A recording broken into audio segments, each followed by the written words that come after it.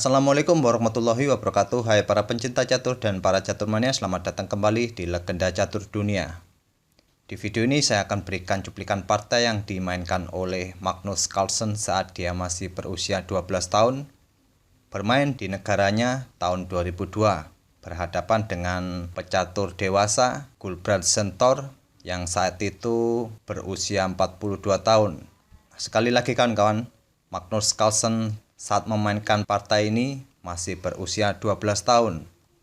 Di video ini kawan-kawan nantinya akan melihat permainan yang cukup cantik yang dimainkan bocah umur 12 tahun dengan pengorbanan menterinya untuk mendapatkan kompensasi 2 beteng lawan.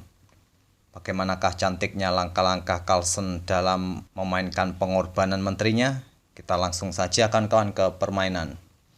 Magnus Carlsen memegang putih, Gulbrandsen Thor memegang hitam, mengawali permainan dengan pion E4, dibalas Thor, pion E6, pion D4, pion D5.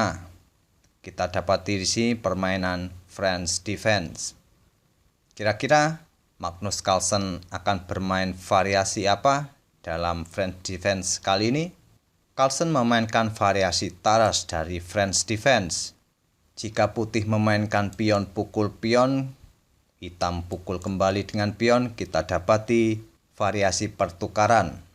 Namun jika putih melanjutkan dengan kuda C3, hitam membalasnya dengan gajah B4, kita dapati variasi Winawer. Dan jika hitam meresponnya dengan kuda F6, putih mendorong pion E5, kuda ke D7, kita dapati variasi Stanit dari French defense. Itulah beberapa variasi dari French defense kawan-kawan. Kita kembali ke permainan aslinya. Magnus Carlsen memainkan variasi taras dengan kuda D2, kuda F6, pion E5 mengancam kuda ke D7. Carlsen melanjutkan pengembangan kudanya ke F3, pion C5 menantang pion pusat putih, pion C3 memperkuat pion pusat, kuda C6. Gajah D3, menteri ke B6, hitam masih melanjutkan tekanannya untuk pion D4. Sampai langkah ke-7 ini, tekanan untuk pion D4 merupakan hal yang biasa dalam permainan French defense. Magnus Carlsen melanjutkan rokade sayap raja, pion C pukul pion D4, pion pukul pion, kuda pukul pion, kuda pukul kuda, menteri pukul kuda. Menteri menggarbu gajah dan pion putih. Magnus Carlsen membackup keduanya dengan kuda F3. Kuda membackup pion E5 dan menteri membackup gajah D3. Hitam melanjutkan menterinya mundur ke B6. Menteri ke A4 mengepin kuda. Menteri hitam ke B4 menantang untuk bertukar menteri.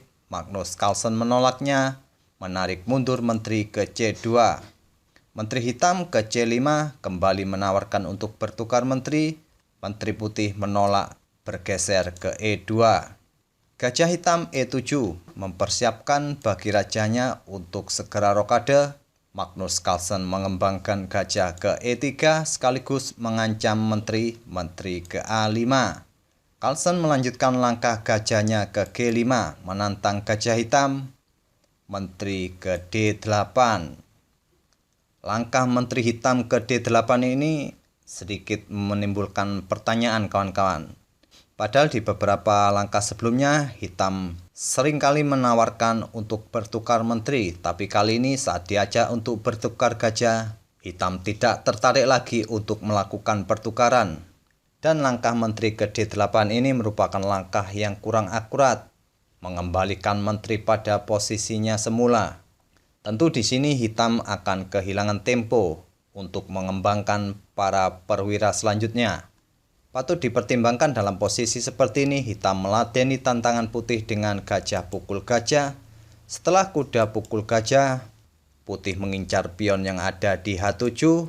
Hitam bisa meneruskan langkahnya dengan pion H6 mengancam kuda. Setelah kuda mundur ke F3, hitam bisa melanjutkan kuda ke C5 mengancam gajah. Setelah gajah ke C2, hitam bisa melanjutkan pengembangan gajah petak terangnya ke D7. Selanjutnya, hitam bisa menggeser beteng ke C8 atau raja bisa rokade ke sayap raja.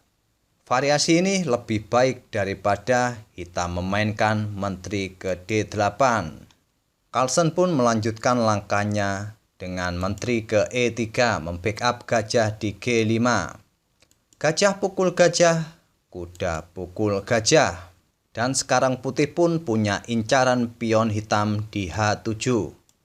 Tapi hitam tidak menghiraukan ancaman itu, melangkahkan menteri ke E7. Carlsen merespon langkah hitam dengan beteng ke C1, mengontrol lajur C yang sudah terbuka penuh, pion H6 mengancam kuda.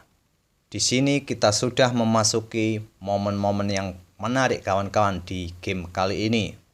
Jika kawan-kawan menyukai puzzle, silakan pause video ini untuk beberapa detik, temukan kelanjutan langkah dari Magnus Carlsen di langkah berikutnya. Karena langkah berikutnya ini adalah langkah yang cukup menarik bagi bocah yang masih umur 12 tahun. Apakah sudah menemukan langkah itu kawan-kawan? Apakah kawan-kawan akan melangkahkan kembali kuda ke F3 menghindari ancaman pion hitam? Ini bukanlah langkah dari Magnus Carlsen. Atau melangkahkan menteri ke C5? Tentu ini adalah langkah blunder. Atau kalian menemukan langkah menteri pukul pion A7? Berarti tebakan kawan-kawan benar. Menteri pukul pion A7 ini adalah langkah kelanjutan dari Magnus Carlsen. Carlsen mengorbankan menterinya. Akan tetapi hitam tidak menerima pengorbanan Carlsen menggeser betengnya ke B8. Apa salahnya jika hitam menerima pengorbanan putih dengan beteng pukul menteri? Beteng putih akan pukul gajah C8 skak. Di sini hanya menteri yang bisa menutupnya. Beteng pukul menteri skak, raja pukul beteng, kuda pukul pion F7 skak menggarpu beteng setelah raja ke E7, kuda pukul beteng. Putih pun dipastikan menang dalam variasi ini. Kita kembali ke permainan aslinya kawan-kawan. Hitam menolak pengorbanan putih menggeser betengnya ke B8. Magnus Carlsen masih melanjutkan idenya untuk mengorbankan menterinya. Pukul beteng B8. Kali ini pengorbanan diterima oleh hitam kuda pukul menteri. Beteng pukul gajah C8 skak. Raja ke D7. Beteng pukul beteng. Hitam melanjutkan kuda ke C6, kuda putih kembali ke F3, pion F6 menantang pion putih E5.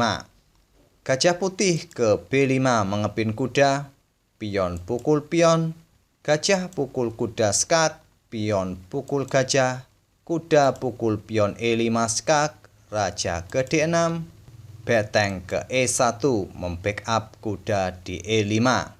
Raja ke C7, pion G3 membuka ruang bagi raja jika ada serangan dadakan dari menteri hitam di baris pertama.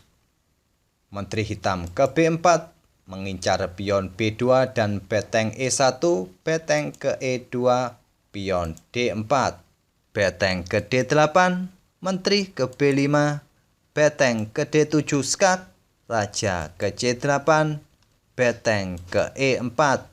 Mengincar pion D4, di backup dengan pion C5, beteng ke F4, bersiap untuk ancaman skakmat di peta F8 di langkah berikutnya. Menteri hitam pukul beteng D7, kuda pukul menteri. Setelah raja pukul kuda, Gudbranson Thor pun menyerah di langkah ke-35 ini. Tentu saja dengan selisih 1 perwira, hitam tidak akan mampu meladeni permainan putih di permainan babak akhir. Oleh karena itu setelah raja pukul kuda, Gudbranson Thor pun menyerah. Itulah kawan-kawan permainan dari seorang Magnus Carlsen saat dia masih berusia 12 tahun. Bagaimanakah permainan kawan-kawan saat berusia 12 tahun? Apakah seperti Magnus Carlsen? Terima kasih telah menyaksikan video kali ini. Semoga menginspirasi. Sampai bertemu di video-video berikutnya. Wassalamualaikum warahmatullahi wabarakatuh.